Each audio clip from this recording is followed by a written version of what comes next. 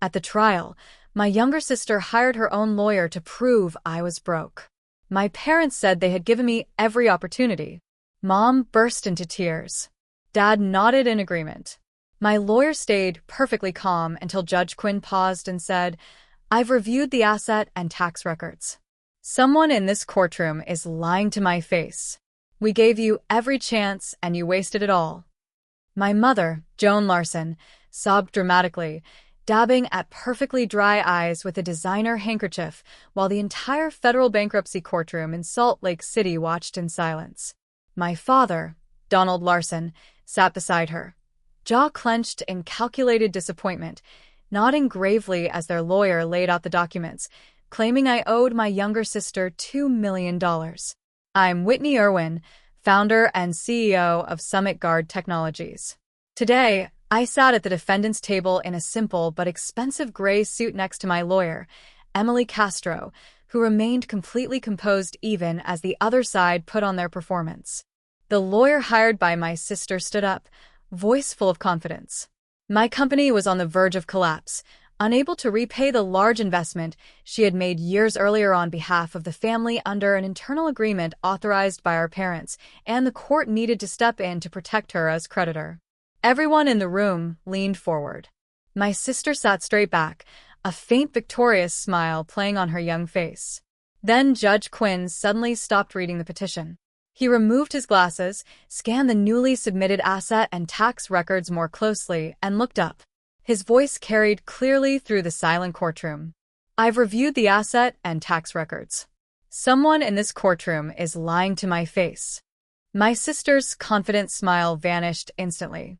Mom's tears stopped, as if on cue. Dad froze.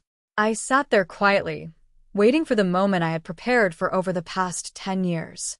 Have you ever had a close family member downplay, or even try to undermine the success you worked so hard for? Drop your story in the comments below. I read them all and would love to hear how you handled it. Like and subscribe so you don't miss what happens next, because this story is just getting started. I stood silently in the courtroom, waiting for the moment I had prepared for over the past 10 long years.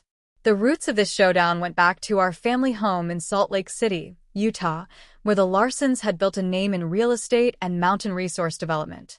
My father, Donald Larson, owned one of the largest firms in the region, dealing in land acquisition, mining rights, and high-end resort projects across the Wasatch Range.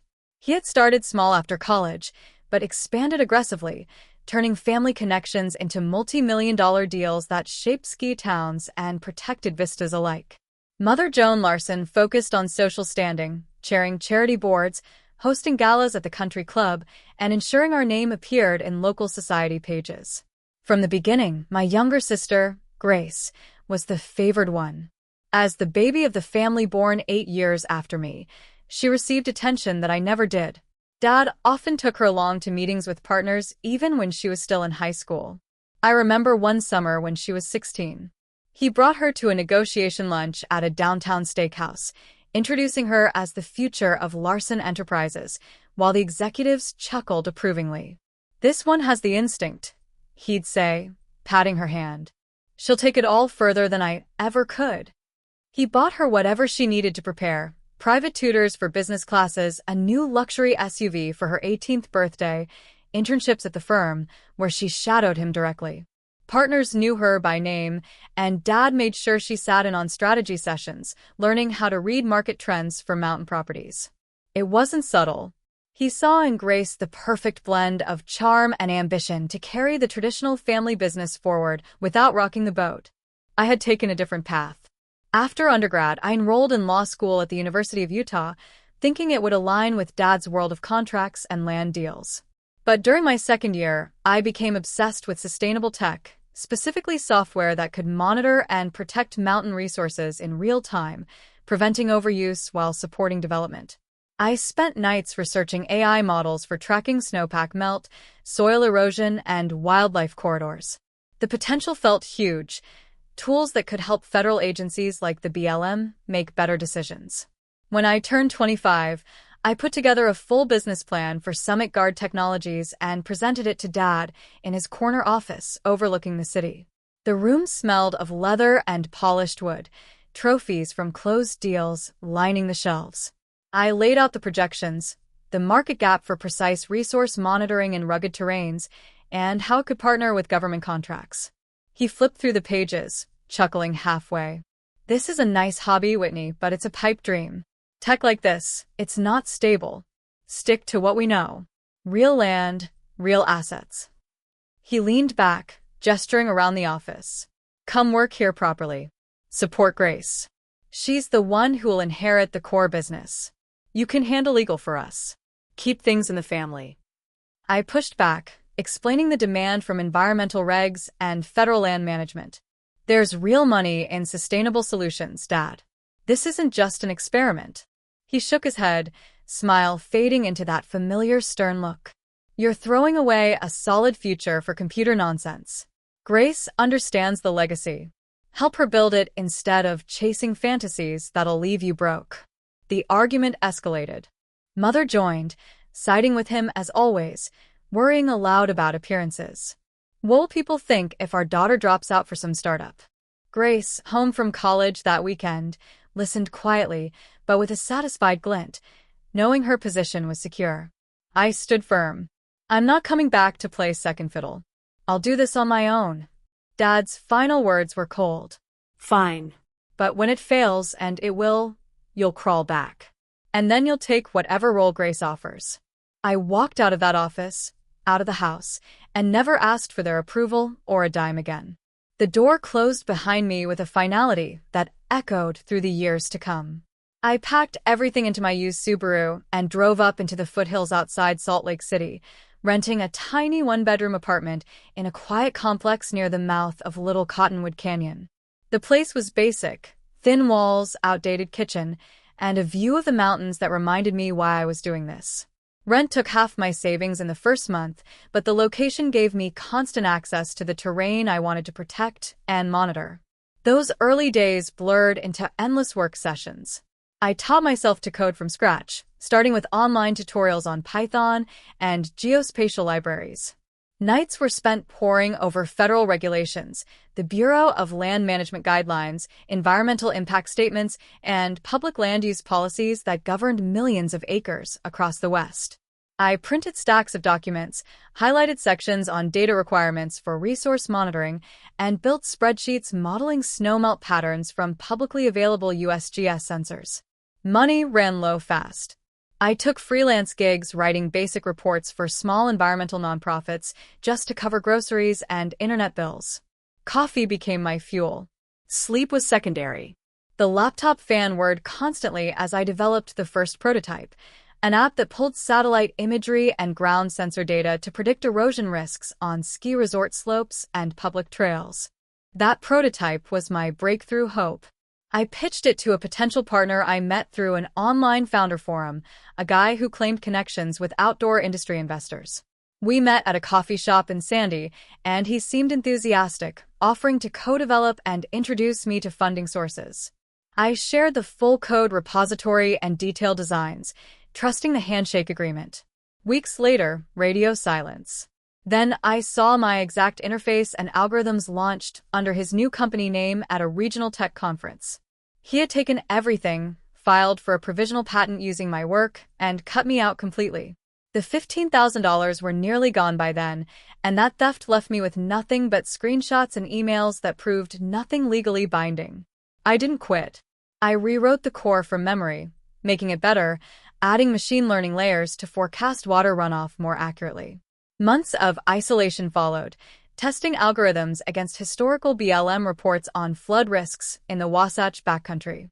I scraped by on instant meals and determination, applying for small grants aimed at women in STEM, though most got rejected for lack of a proven track record. The second major setback hit harder. By then, I had hired one part-time contractor and secured a pilot project proposal with the BLM regional office in Utah. The plan was to deploy sensors across a test section of public land near Alta, feeding real-time data into my platform for better avalanche forecasting and resource allocation.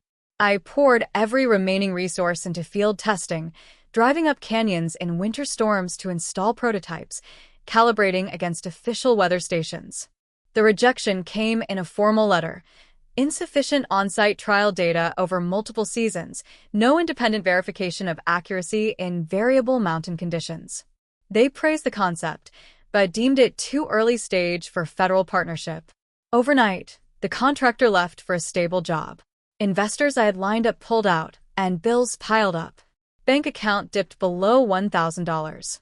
For the first time, I sat in that small apartment staring at eviction notices, wondering if Dad had been right. That year, Mom still sent the annual Thanksgiving invitation. Tradition, she said. I drove down to the family home one last time. The table was set elaborately, turkey carved, everyone in their holiday best. Conversation stayed light until Grace, then home from college, turned to me with that confident tone she had already mastered. So, how's the little tech project going? Dad says these startups usually crash within the first few years. The words landed exactly as intended. I looked around the table. No defense, just polite, waiting for my response. Something snapped quietly inside. I finished the meal in silence, thanked them, and left before dessert. On the drive back up the canyon, I made the decision. No more contact, no more energy spent justifying myself. From that night on, I poured everything into Summit Guard. No family updates, no holiday visits, no explanations. The isolation sharpened my focus like nothing else could. The company became my sole priority, refining the algorithms, gathering independent datasets, preparing for the day when the technology would stand undeniable on its own. The turning point came quietly. A small contract with the Utah Division of Wildlife Resources to monitor habitat changes along the Provo River corridor. It wasn't glamorous, just enough revenue to hire my first full-time developer and rent a modest office space downtown. We refined the platform, integrating more accurate LiDAR data for elevation modeling and partnering with local universities for validation studies on watershed health. Word spread in state agency circles. Soon we secured pilots with the Utah Department of Natural Resources for tracking recreational impact on public lands near Moab and St. George. These projects proved the system's reliability. Real-time alerts on trail erosion, water quality shifts from runoff, and illegal off-road activity detected via satellite crosschecks. Revenue grew steadily, allowing us to expand the team to 8 people and upgrade servers for faster processing. I married Christopher during this phase, a quiet ceremony in Park City with only close colleagues present. From then on, I used Irwin professionally for all press releases, conference panels, and award submissions. It wasn't about hiding from the world, just creating clear separation from the Larson name that still carried weight in traditional real estate networks. Interviews in local tech journals referred to me as Whitney Irwin, CEO of Summit Guard Technologies, and no one connected the dots back to the family I had left behind.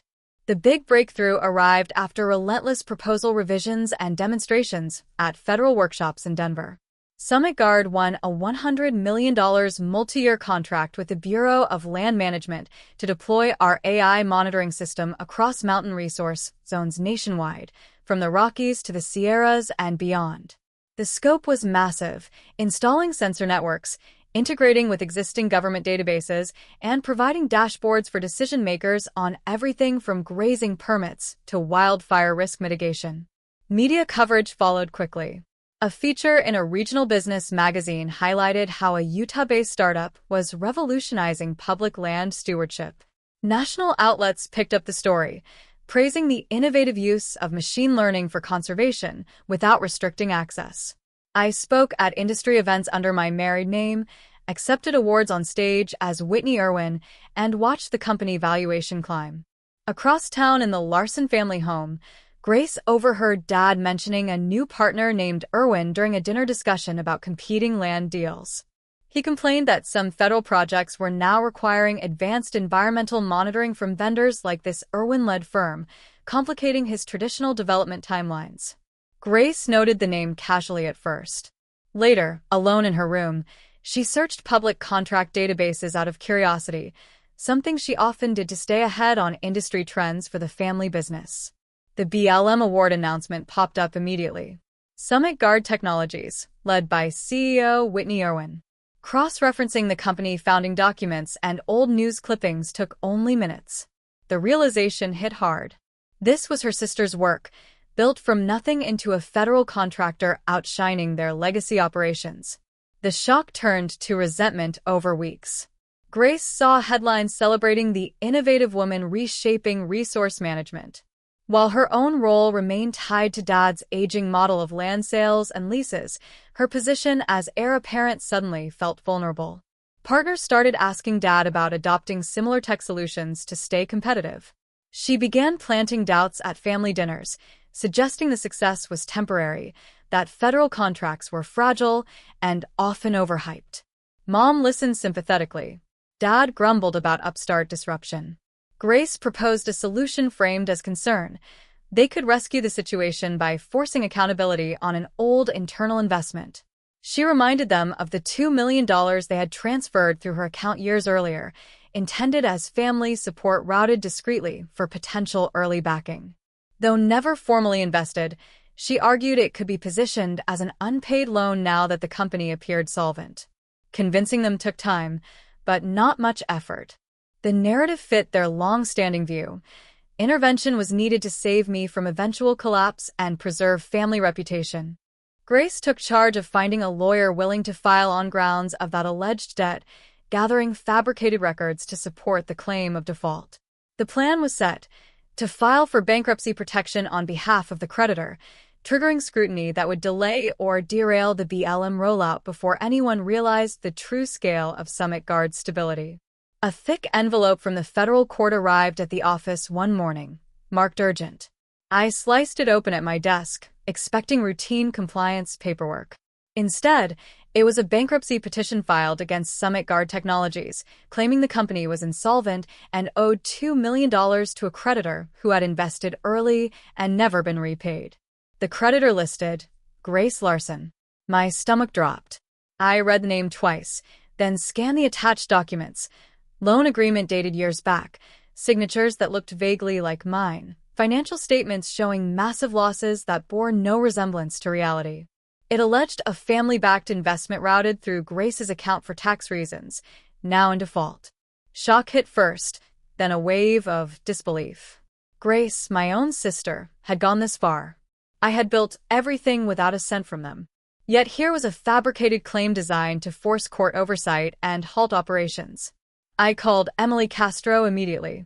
She had handled our federal contract compliance from the start and knew every detail of the company's finances. I scanned and emailed the filing while still on the line. Emily's voice stayed professional, but edged with concern as she reviewed. This is blatant fraud, Whitney. Forged signatures, invented accounts, timelines that don't match any real transactions. We can dismantle it with audited statements and bank records alone. She paused. But here's the risk. The petition itself creates complications. Even if dismissed quickly, the filing becomes public record. It could trigger reviews from BLM partners, delay funding disbursements, or scare off private investors. And if the judge assigned has any local ties to established families like yours, they might drag it out for appearances. Her warning sank in. Utah's business community was tight-knit. Old money networks overlapped with judicial appointments. A prolonged case could stall our nationwide rollout at the worst possible moment. I drove home early that day, mind racing. Christopher was in the kitchen when I walked in, sensing something wrong immediately. I handed him the papers without a word. He read in silence, face tightening with each page. This is insane, he said finally. Your own sister. After everything you built independently. We sat at the table late into the evening, talking it through. The betrayal stung deepest, Grace positioning herself as the wronged party, using family history as a weapon. Christopher worried aloud about the practical fallout. Sensor deployment scheduled across 3 states, new hires onboarding, grant milestones due. Any hold on payments could force layoffs or missed deadlines, damaging credibility we had fought years to earn. We agreed on aggressive defense. Over the following days, Emily coordinated a full response package.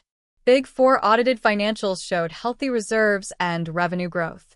Forensic handwriting experts compared the petition signatures against dozens of my known samples, concluding no match.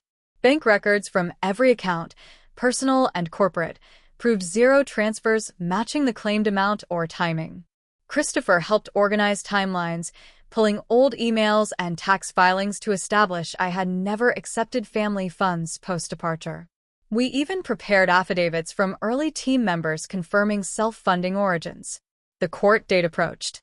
On the morning of the hearing, I arrived at the federal building downtown with boxes of evidence. Emily walked beside me, calm and prepared. Across the aisle, my family entered like a coordinated unit. Grace led, dressed sharply, directing her lawyer with quiet instructions and confident nods. Mother wore somber colors, expression carefully arranged in pained disappointment. Father sat erect, projecting the image of a patriarch forced to clean up a wayward child's mess. The session began. Grace's attorney rose dramatically, painting a picture of irresponsible mismanagement and an unpaid internal family loan now jeopardizing a creditor's rights. He referenced the generous support routed for legitimate business purposes, now ignored despite repeated requests. I watched their performance, pulse steady, but anger simmering beneath. Emily remained composed, waiting her turn. The courtroom filled steadily, the low hum of voices mixing with the rustle of papers and the occasional cough. I took my place at the defendant's table, Christopher beside me, his hand resting lightly on mine. Emily sat on my other side, organized stacks of exhibits in front of her, calm and focused. Across the aisle, Grace entered first, her lawyer close behind. She wore a tailored blazer and carried herself with the same quiet confidence she had shown at family dinners. Mother followed in a dark dress, dabbing her eyes with a tissue even before sitting down.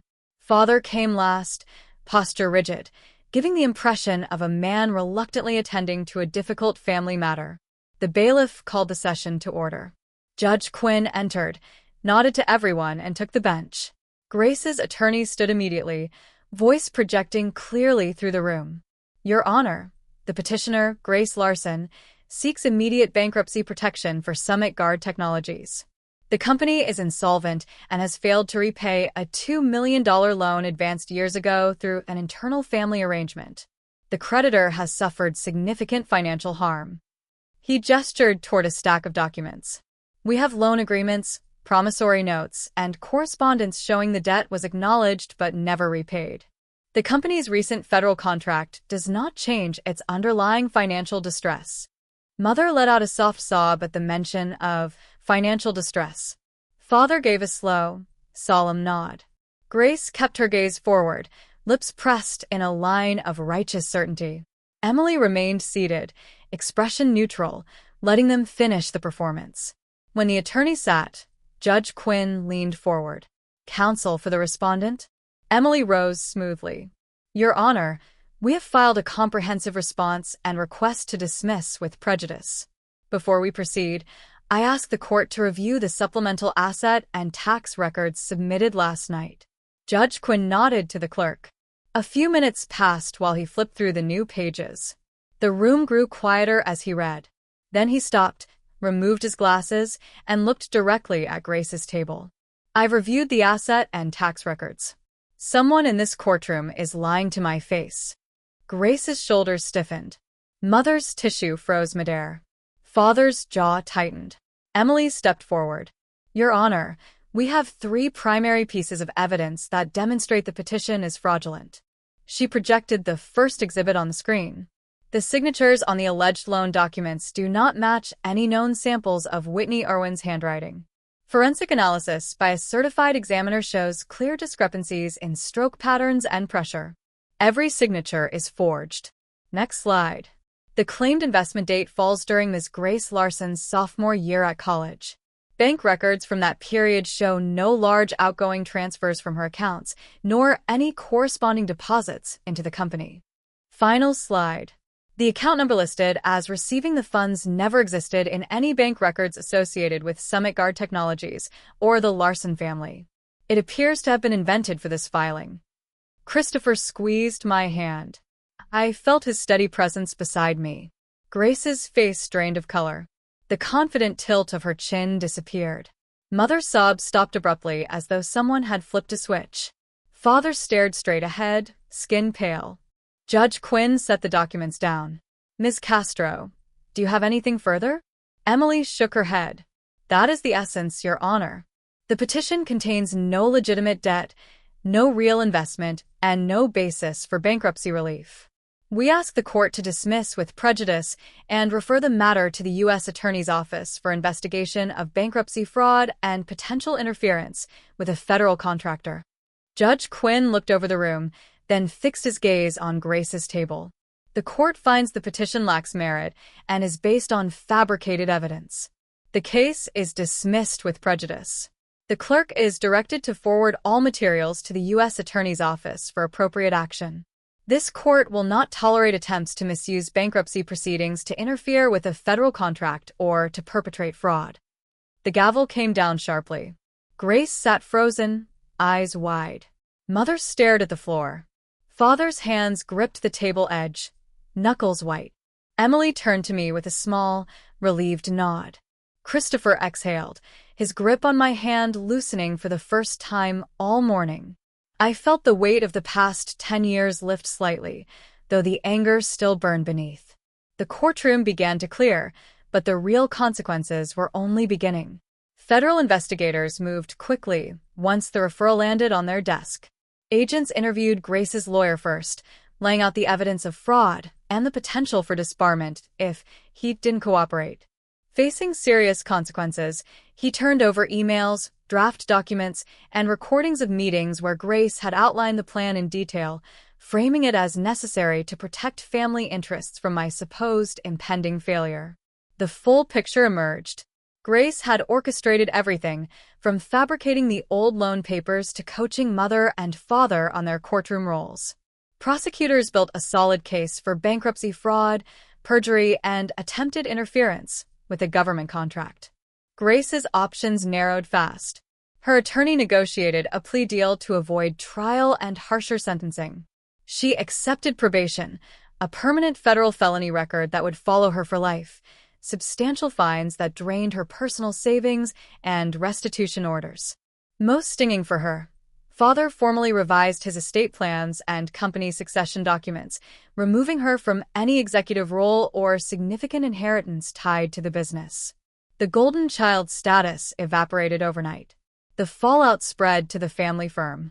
News of the scandal traveled through Utah's tight real estate circles. Major clients, developers with pending resort projects, requested audits of their partnerships. Several pulled out entirely, citing reputational risk. Banks tightened credit lines after reading press reports. Father spent months trying to stabilize operations, but cash flow suffered as deals stalled. Over the following year, more partners distanced themselves. A key joint venture in Park City collapsed when the other side invoked a morality clause. Revenue dropped sharply. Father aged visibly, working longer hours to salvage relationships that had taken decades to build. Eventually, with no viable recovery path, he accepted an offer from a larger regional competitor and sold the company at a fraction of its former valuation. The Larson name lost its dominance in mountain development. Mother sent a letter about 8 months after the plea. It arrived handwritten on heavy stationery, 12 pages justifying their actions. She wrote about concern for my well-being, fear that the tech world would ruin me, and how Grace had convinced them intervention was the only way to bring me home. Phrases like, "We only wanted what was best," and "Families should stick together in tough times" filled the pages. No direct apology, just regret that things had escalated. I read it once, then set it aside without reply. The final confrontation happened in the courthouse hallway right after sentencing confirmation. My family lingered near a bench, speaking in low voices. Grace looked smaller, eyes downcast. Mother clutched tissues. Father stood, with slumped shoulders. I approached with Christopher at my side. They turned as I stopped a few feet away. Mr. Larson, Mrs. Larson, Grace. The formal names hung in the air. Mother flinched. Father met my gaze briefly before looking away. "I assume you understand the role you each played in this," I said evenly. "The fraud, the lies, the attempt to destroy what I built. Father started. Whitney. It was mostly. I cut him off. Don't. Grace led it, but you supported her. You chose to believe I would fail rather than admit you were wrong. Mother whispered, we thought we were protecting you. Protection doesn't involve forged documents in federal court. I kept my voice steady. The consequences you're facing now are yours alone. Grace finally spoke, voice small. I didn't think it would go this far. But it did. And I'm done. I turned to leave, then paused. Don't contact me again. Don't reach out to Christopher or anyone connected to Summit Guard. We are no longer family in any way that matters. No one followed as we walked away. That hallway marked the absolute end. No more invitations, no more letters, no more pretense. We expanded steadily after the courtroom chaos faded. New offices opened in Denver and Boise to support field teams deploying sensors across broader federal lands. Staff grew past 200. Engineers, data scientists, policy experts, all drawn to the mission of balancing conservation with responsible access. Follow-on contracts with the BLM and other agencies rolled in, totaling billions over multi-year terms for nationwide implementation and ongoing maintenance. Christopher and I designed our home ourselves, a modern mountain-style house nestled in the hills above Park City, with wide windows framing the peaks. We moved in just before Presley arrived, a healthy girl with dark hair and curious eyes. Life settled into a rhythm of board meetings, family dinners, and quiet evenings watching sunsets from the deck. I often held Presley in the nursery at dusk, rocking gently while she drifted toward sleep. The room smelled of baby lotion and fresh laundry, soft light filtering through sheer curtains. One evening, as she gripped my finger with surprising strength, I whispered stories, not fairy tales, but truths about chasing what matters. You'll try things that scare you, I told her softly. And some people might say it's impossible or unwise, but the ones who matter will cheer every step, even the stumbles. She cooed, eyes half closed. I thought about the team celebrations after each contract, when late nights turned into laughter over pizza, colleagues texting congratulations at odd hours because they genuinely cared. Those were the people I chose to surround us with. No word ever came from the Larsons. No cards, no calls, no attempts at reconciliation. The silence was complete, and I welcomed it. Presley would never know the weight of conditional approval or the sting of favoritism. Her world would be filled with encouragement to explore, fail, and try again, backed by unwavering support. I placed her in the crib, watching her tiny chest rise and fall. This child would grow up believing her ideas had value simply because they were hers. She'd learned that real family celebrates wins without jealousy and stands firm through setbacks. That's the legacy I built, not from old money or inherited position, but from persistence and the freedom to choose who belongs in your life. Success isn't just contracts or headlines. It's creating an environment where the next generation starts stronger than you ever did. They tried to prove I was the failure they always predicted. Instead, they showed the cost of refusing to grow. While their world shrank, mine expanded, proving that determination paired with people who truly lift you up outpowers doubt every time.